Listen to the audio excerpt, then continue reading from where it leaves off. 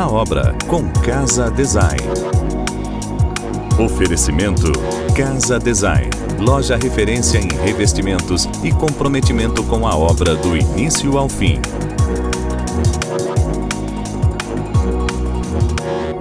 Olá pessoal, estamos iniciando o 5º episódio do Na Obra com a Casa Design e hoje nós temos a honra de ter aqui com a gente a Marina Otti, arquiteta e designer especializada em neuroarquitetura e neurodesign, um tema muito interessante, está bastante em alta. Eu particularmente tenho bastante curiosidade a respeito desse tema. Muitos de vocês aí também entraram em contato com a gente, pediram para a gente trazer temas ainda mais inovadores do nosso setor e nada melhor do que trazer uma especialista para abordar esse tema com a gente. Quem ainda não nos segue, né, temos no YouTube e tem também no Instagram o @naobrapod, né, com um demudo no final, pod de podcast, então segue a gente lá. E Marina, muito obrigado pela tua participação, agradecer também a Lilian aqui por ter cedido o espaço. Como Na Obra tem essa característica de nós virmos para uma obra, né, justamente para ter esse momento, para poder ilustrar e mostrar um pouquinho do teu trabalho, para a gente fazer essa correlação do que a gente vai conversar. Fica à vontade, te apresenta e começa a explicar para a gente aí o que é essa neuroarquitetura, esse neurodesign e como que ele impacta nos projetos. Guilherme, primeiro eu fico muito feliz com o convite, eu tenho sempre essa vontade de compartilhar aquilo que eu estudo, por isso eu também leciono, e aí vem aquela pergunta, tu só dá aula? Não só dou aulas, né, mas eu também tenho o meu escritório. Então, eu entrei neste mundo do estudo por ser sempre muito cética, quando vinham algumas dogmas e tem que fazer assim arquitetura, estética, aquilo, tá, mas por quê? E por isso que eu caio nesses estudos e acabando quando eu vou atrás desse conhecimento do porquê certas formas atraem, como é que o espaço impacta, que eu acabo entrando no mundo primeiro de Gestalt, depois da neurociência, neuroarquitetura e neurodesign. Então, isso já se mistura com quem eu sou, né? Então, quando tu falasse para eu falar de quem eu sou e do neurodesign, os dois acabam se misturando. Então, eu desde muito nova, eu fui atrás de conhecimento, primeiro em relação à sustentabilidade, porque eu trabalhava com mobiliário certificado, e a sustentabilidade me leva também à questão da biofilia, que me leva à questão da neurociência.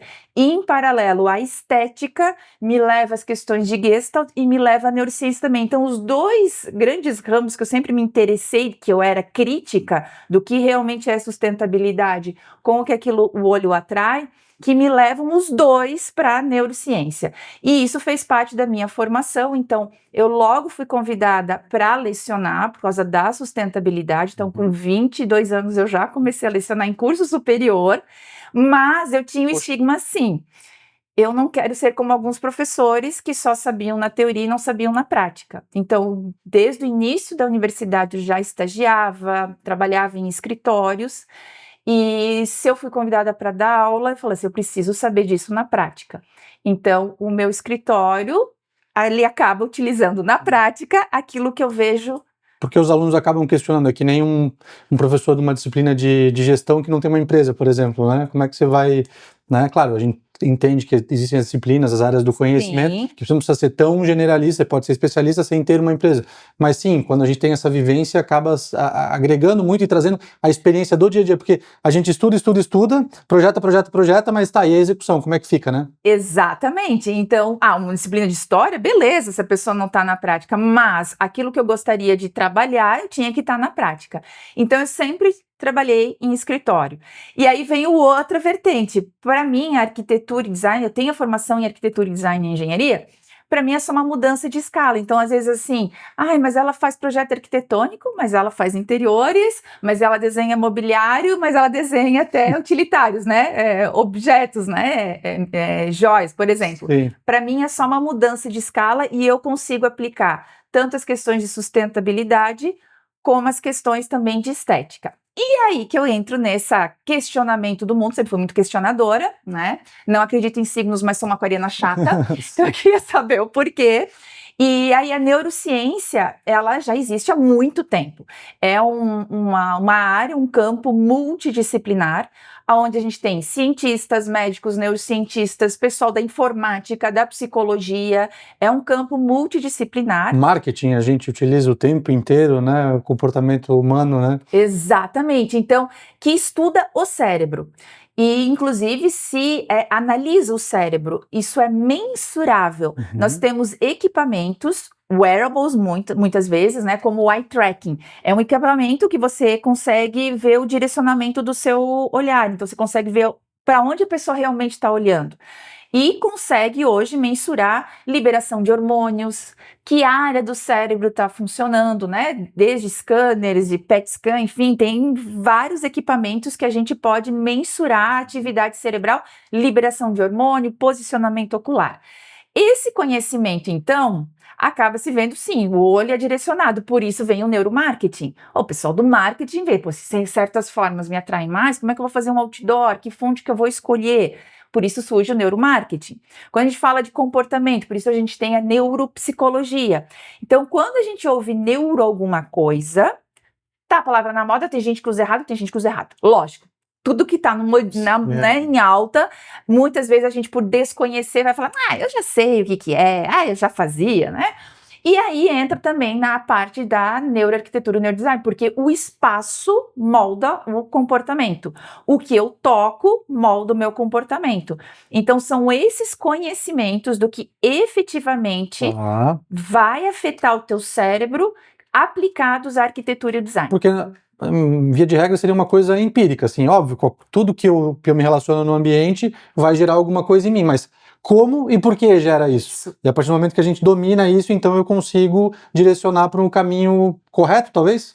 E quantificar. Porque às vezes eu já até tive uma colega falando assim, mas que legal, eu vi uma palestra tua, né? Ela viu uma palestra minha, tudo que tu já falavas eu já fazia assim, mas tu sabias o porquê? Sim. Ou tu sabias o que não usar? Isso é muito interessante. Então eu consigo mensurar que efetivamente, se eu utilizar a madeira num espaço, vai melhorar a minha criatividade, vai melhorar o meu relaxamento. Eu poderia tirar a madeira e usar outro material. Todos os materiais, todos os elementos que a gente tem são os mesmos na arquitetura e no design. Mas eu consigo agora mensurar o que vai liberar hormônio, o que vai efetivamente funcionar. Então, os recursos, é óbvio que todos os arquitetos e designers já usam, mas quanto que eu preciso usar daquilo para efetivamente eu ficar em estado de alerta, efetivamente eu ter o relaxamento, diminuir cortisol. Então a gente consegue, usando biofilia, por exemplo, no espaço, diminuir a produção do cortisol. Cortisol é o hormônio do estresse. Quem não quer ficar menos estressado, né? Marina, te pedi, vamos começar a traduzir um pouco alguns termos, às vezes não são familiares para o nosso público. Tu já usou dois, assim, que acho que a gente poderia explorar, que é a Gestalt e a biofilia. Sim. Explica um pouquinho pra gente como é que é essa abordagem dentro da arquitetura e do design. Olha que interessante, a Gestalt surgiu na Alemanha, lá por 1900, 1800 e pouco, 1900, dentro de uma escola de psicologia experimental. Então, esses psicólogos, eles tentaram mensurar também por que certas formas atraem mais que outras. O meu olhar, a percepção do espaço, o meu olhar sendo direcionado. E aí, qual é a relação com a neurociência? Mais recentemente, neurocientistas viram se efetivamente o que os gestaltistas levantaram funcionava e afetava o cérebro. Então, sim, comprovaram que eles estavam corretos, só que eles não sabiam como isso trabalhava no cérebro, né? Então, se eu uso, por exemplo, proximidade e semelhança, de fato, o meu olhar, como eu usei até aqui no espaço da Lilian, o meu olhar vai direcionar para lá. Se eu trabalho equilíbrio simétrico, a leitura é mais rápida do espaço. Então, isso os gestaltistas levantaram e os neurocientistas validaram. Já a parte da biofilia. A biofilia é a nossa relação intrínseca com a natureza. E por que ela também ficou em alta? Além da neurociência validar, a gente teve a pandemia, o enclausuramento. E a gente ficou obrigatoriamente sem contato com a natureza, e a gente, sendo, né, brasileiro, o Brasil tem exuberância de natureza. Então, a gente não nota como a gente está todo dia imerso na natureza. A partir do momento que a gente fica enclausurado, estou sentindo falta. E aí a neurociência consegue mensurar que sim, utilizar elementos naturais, não é só a plantinha, que o pessoal acha que eu sei biofilia, é só botar a plantinha. Inclusive, até importante. Bota uma samambaia lá caída e tá tudo certo. Pronto, já é biofilia. Que de fato é, mas até interessante que no Brasil a Anvisa proíbe, em qualquer lugar com procedimento médico, presença de plantas. Então imagina, no momento de estresse, vai lá no dentista, aquele barulhinho safado, né? Não pode ter plantas. Mas seria interessante usar a biofilia porque ela diminui o estresse, diminui inclusive o hormônio do estresse. A gente tem outros recursos, outras estratégias da natureza, comprovadas cientificamente, que vão me trazer os mesmos benefícios que a plantinha, né? Então não é só a plantinha, eu posso inclusive nem colocar plantinhas e ter um projeto biofílico, um design biofílico, mesmo sem utilizar plantas. Legal. E deixa eu te perguntar, no teu trabalho, né, tu coloca isso como já um agregado no teu serviço, ou você realmente tem clientes, ou né, prospecta e recebe indicações de clientes que querem ter essa abordagem, já despertaram para essa necessidade e querem ter isso no projeto de uma forma efetivamente não só do ponto de vista de arquitetura e design, mas também científica? Sim, a gente está num momento de transição, então eu não tenho diferença de agora eu vou trabalhar neuroarquitetura, neurodesign, agora não. Todos os meus clientes têm esse serviço. E eu vou, de certa forma, na hora de apresentar, porque hoje a gente fica muito inseguro com as escolhas. A gente tem um mundo à nossa disposição. Com o celular você consegue, né, ter à disposição uma quantidade de amostras enorme e o cliente fica muito indeciso. Será que aquela ali é a melhor escolha? Então, a neuroarquitetura, o neurodesign, essas comprovações científicas me ajudam a justificar o projeto. Então, quando eu apresento, independente se o cliente me procurou ou não, ele vai se sentir mais seguro, porque eu vou mostrar essa efetivamente é a melhor solução para o teu problema, para a tua situação, para o teu comportamento e vai te trazer esse ganho. Agora, voltando na procura, eu já tenho pessoas que me procuram, né, até por falar, né, dar palestras, falar no meu Instagram sobre o assunto, por às vezes ouvirem de outras áreas, né, do neuromarketing, na neuropsicologia, já me procuram. Não são todos os clientes, mas todos vão receber o pacote completo. Entendi. E como é que se dá eu sei, né, eu também já fiz projeto com arquitetos e tal, isso tem um briefing, tem uma outra forma, uma etapa a mais para identificar essa necessidade, porque eu tenho um home office, eu sou muito estressado, eu viajo a semana toda e volto para casa sexta-feira à noite, eu viajo a segunda-feira de manhã. Como é que são esses perfis, assim, para poder adequar a essas necessidades? Todo mundo pode melhorar sua qualidade de vida, né? Então, independente da pessoa que acha que não, eu só preciso melhorar a estética, mas a gente pode trazer mais qualidade de vida até a pessoa mega estressada. Na verdade, o levantamento de dados, o briefing que o arquiteto e o designer fazem, a gente deveria sempre levantar todas essas informações. Mas a partir desse momento que tu tens esse entendimento, a gente tem cada vez mais empatia. Eu passei porque eu também olho para trás projetos meus e olho assim, nossa, podia ter feito diferente, podia ter feito melhor, não tinha esse conhecimento, né, que agora tem neurocientista estudando alguma coisa e vai descobrir, né? Então, ao passar dos anos, eu também melhorei esse processo de entendimento e, inclusive, de ouvir pedidos estranhos. Né? Então, eu procuro fazer em média 3 entrevistas. O pessoal me fala que é loucura, mas é assim que eu consigo chegar, né, no cliente. Então, desde uma conversa informal num restaurante, visitar a obra, ele ir no meu escritório. Então, eu procuro fazer esses 3 momentos porque eu descubro coisas diferentes.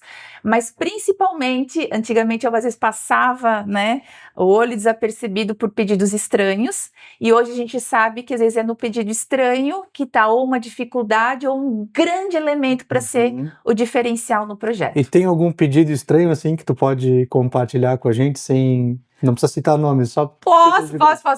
Por exemplo, o uso de elementos infantis. que às vezes você pode achar, ai, né, não, a pessoa já é adulta, mas inclusive a neurociência junto com a psicologia explica, às vezes é uma deficiência que a pessoa teve na sua infância que ela compensa na vida adulta, e qual é o problema? Não sou eu que vou morar naquela casa, né? Então eu já tive pedido da Branca de Neve e os Sete Anões, no jardim da casa, né? E tá lá a Branca de Neve e os Sete Anões, e que um tempo atrás eu não ia colocar. Sim. Faz parte também do entendimento em uma linha geral, até porque, como você mesmo falou, a pessoa que vai morar lá, então se isso vai fazer parte do dia a dia dela e ela está satisfeita com isso, né? Uma outra pergunta que eu tenho para te fazer, às vezes a gente pensa em, pô, uma coisa tão científica, tão profunda, pô, será que eu tenho que começar um projeto do zero, né? Tem que ser uma planta toda nova, pode ser uma reforma, em que proporção que a gente pode estar executando isso?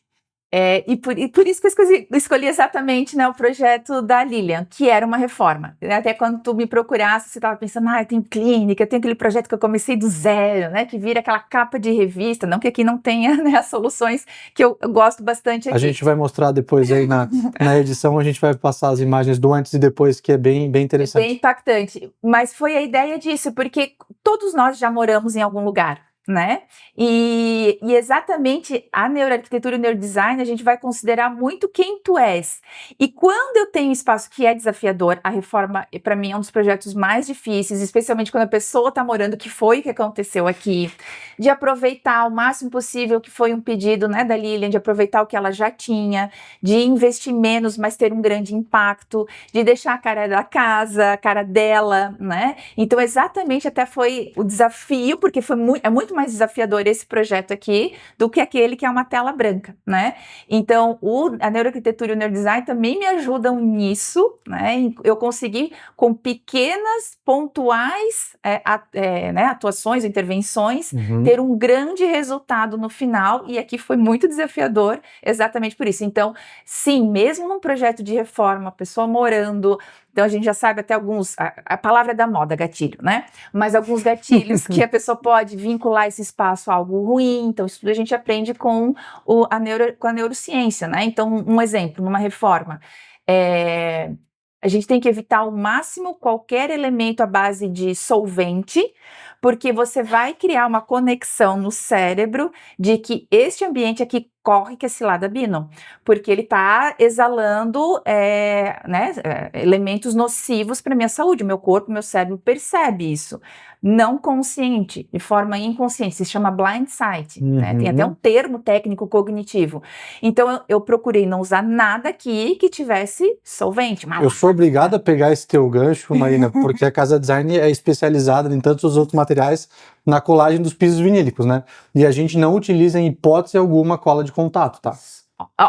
Exatamente essa questão. Cola de contato, você vai criar, né, uma conexão no cérebro inconsciente daquela pessoa de que este ambiente que ela mora é nocivo para ela. Então, cada vez que a gente volta aqui, o nosso cérebro tem um mecanismo de previsibilidade. Quando a gente olha aquela comida que a gente gosta, já começa a salivar, ele faz a mesma coisa se a gente sentir um cheiro, por exemplo, ruim, ele fala, sai daí, que isso é cilada, corre. Então, imagina, se usasse, né, nossa, o cuidado que vocês têm, magnífico, faz todo o diferencial, uma empresa que pensa assim no cliente também, não faz com que a pessoa corra de lá. Interessante. Marina, já que a gente está aqui na obra, então, que tu contasse um pouquinho para a gente dos objetivos, dos desafios, né? O que foi proposto, né, aqui como solução, como intervenção. As imagens devem estar passando aí agora para o pessoal já ir acompanhando enquanto a gente vai conversando. É exatamente isso, né? A família já morava no local, não iria deixar o local em nenhum momento, então a ideia foram intervenções de impacto, mas que não gerassem esses gatilhos de vou embora daqui, que dessem cheiro, ou que gerassem muito estresse, como uma mudança de parede, quebrar parede, enfim. Mas não é só uma maquiagem, que muita gente fala em maquiagem, não é isso. Inclusive, foi criar, mesmo no espaço que a gente não consegue mudar, criar novos ambientes.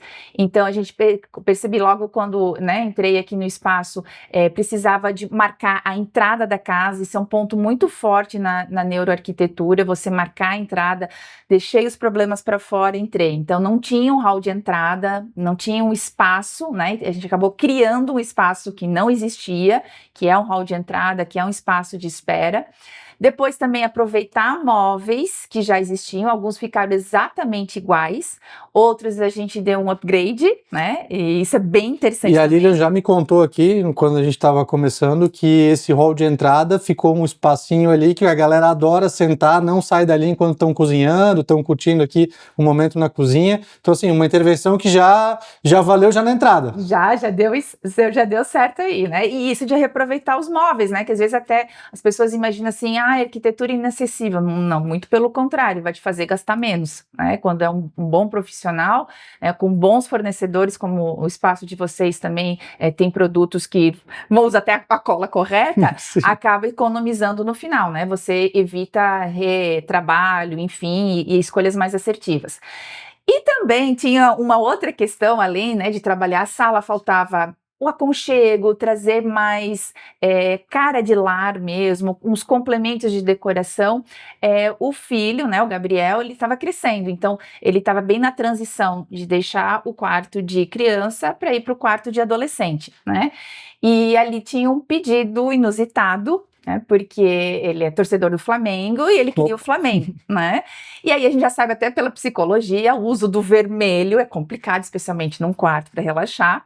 E vem até a neurociência e corrobora ainda mais, né? Toda a cor, ela emite um comprimento de onda. Então, o comprimento de onda do vermelho é aquele que realmente mais chama atenção e afeta o meu cérebro. Então, como trazer esse desejo dele, né? Que foi desafiador e a gente conseguiu trazer o futebol de outra forma, que deixou ele feliz, né, e conseguisse acompanhar, né, esse desenvolvimento dele.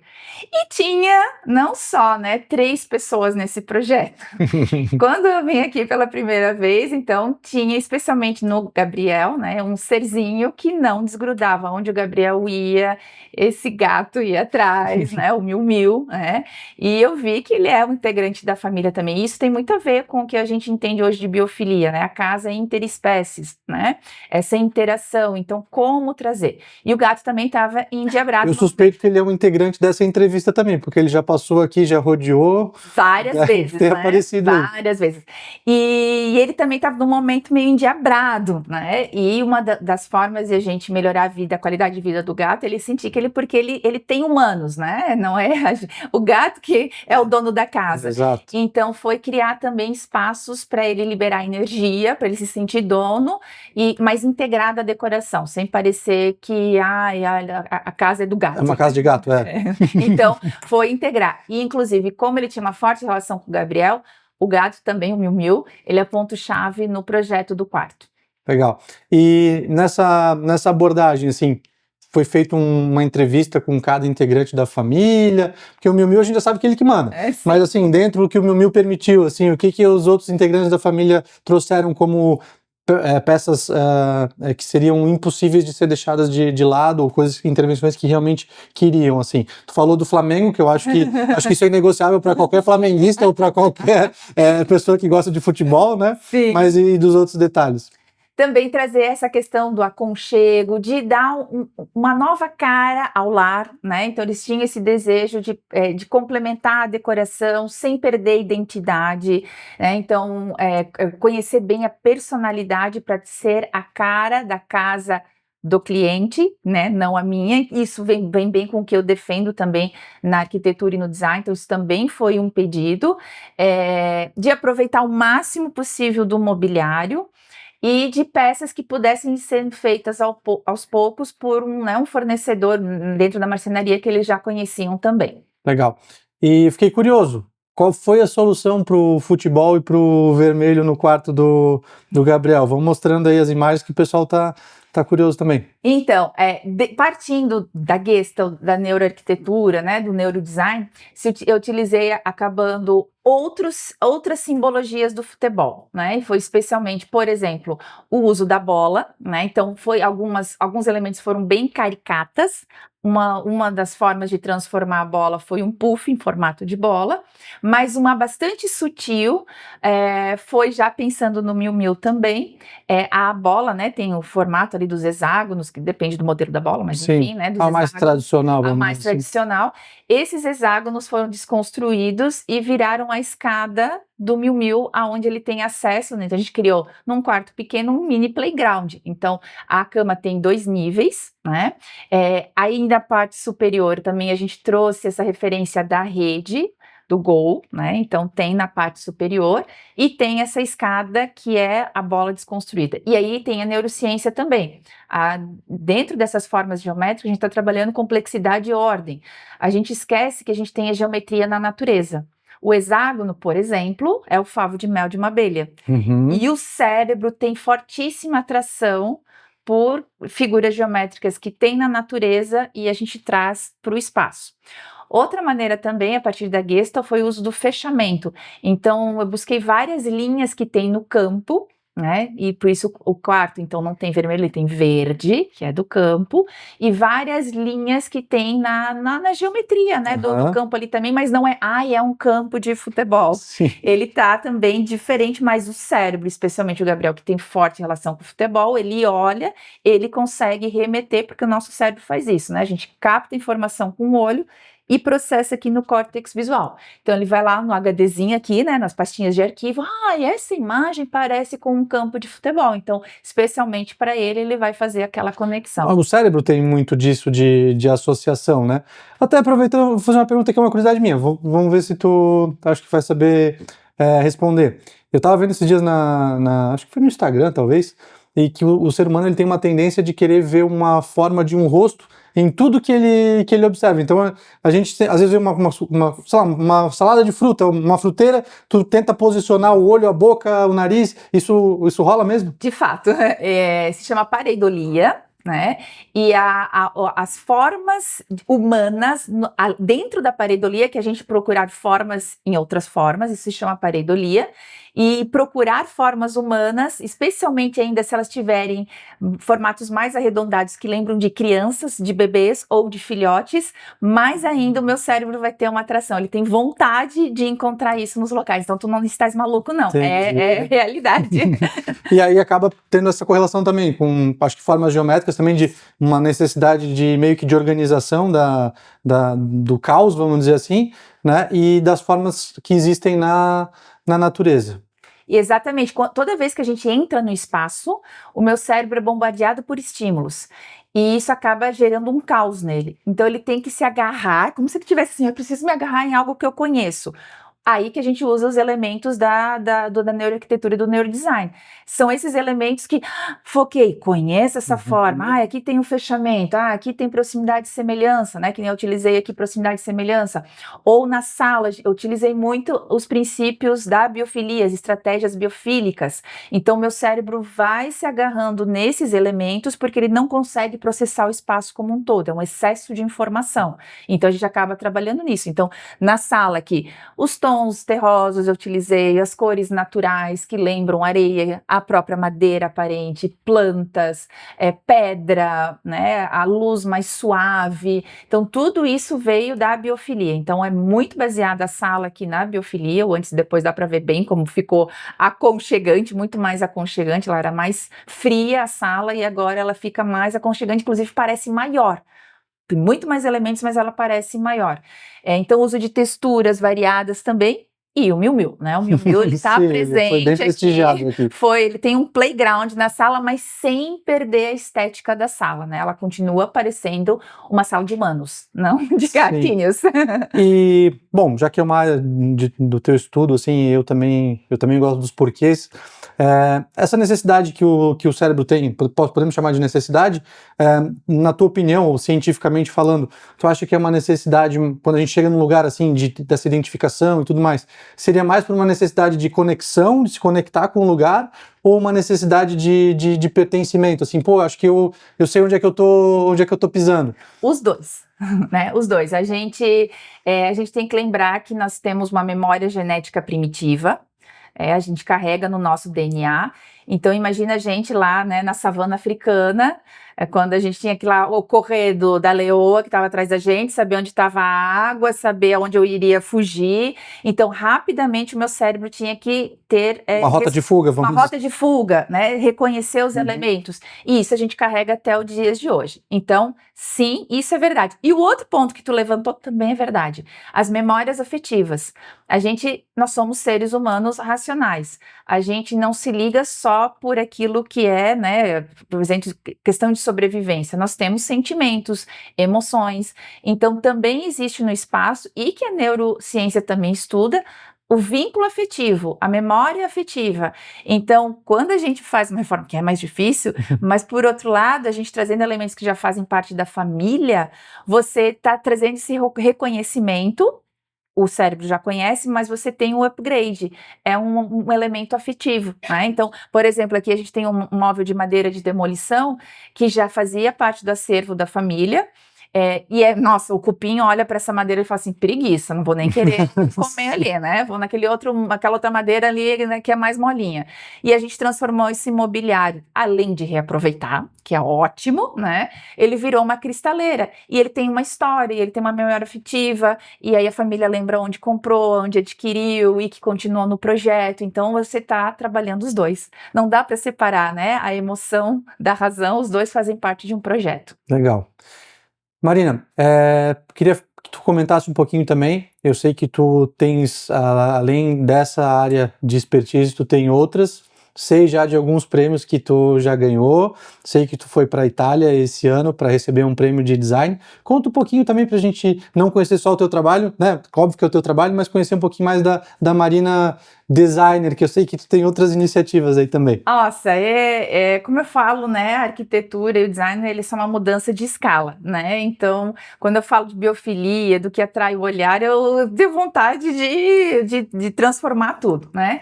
E o mobiliário realmente é um xodó meu, né? Grande parte do tempo do meu escritório eu dedico a desenvolver objetos imobiliários, trabalhar no chão da fábrica, aquele mesmo de ir no chão da fábrica, adoro conversar com quem está lá cortando, serrando, montando, né?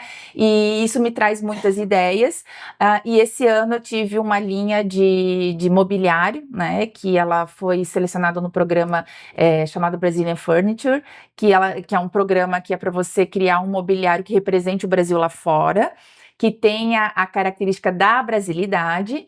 Então, um grupo é escolhido para ir para lá e os melhores ganham a viagem. E esse ano eu fui contemplada, nossa, fiquei muito feliz, né? A Feira de Milão realmente... Parabéns mais uma vez, né? Orgulho aqui para Blumenau, para a região, para o Brasil, né? Muito obrigada, nossa, isso foi para mim esse ano, assim, porque eu comecei a minha carreira com concurso, inclusive o primeiro concurso que eu participei, eu ganhei uma viagem para Espanha, né, e aí agora, né, para Dubai eu também ganhei um concurso, que foi no início da carreira, aí eu fiquei afastada dos concursos, passei a ser jurada, passei a fazer, né, me chamarem para fazer os concursos, aí parei com essa vida e agora eu fui voltar, e quando eu volto ainda vou, né, sou contemplada para Milão. Desculpa, né, fazer o quê? Eu fiquei muito, muito feliz, né? Às vezes a gente tem complexo aí de, sei lá, né, síndrome do impostor. Então, para mim foi muito especial esse ano, né, essa premiação. Tá, e aí na neuroarquitetura, no neurodesign da tua casa, tem uma prateleira, uma estante com os troféus ou não tem? Tem. Então tá bom. Legal. Marina, obrigado. Eu acho que a gente queria matar um pouquinho da curiosidade. Eu também tinha bastante curiosidade sobre esse assunto, né? A gente vai mostrar as imagens também para o pessoal poder acompanhar um pouquinho das intervenções que forem feitas aqui. Vamos compartilhar também a imagem do mobiliário que foi premiado, né? Obrigado por estar aqui com a gente no 5º episódio do Na Obra com a Casa Design. É um prazer para mim, muito obrigada pelo convite, Guilherme, compartilhar conhecimento eu adoro, então quem quiser tirar mais dúvidas pode me procurar no meu Instagram que eu sempre vou responder, adoro falar sobre o assunto porque conhecimento a gente sempre acaba multiplicando quando a gente compartilha. Muito obrigada pelo convite. Obrigado também, Marina.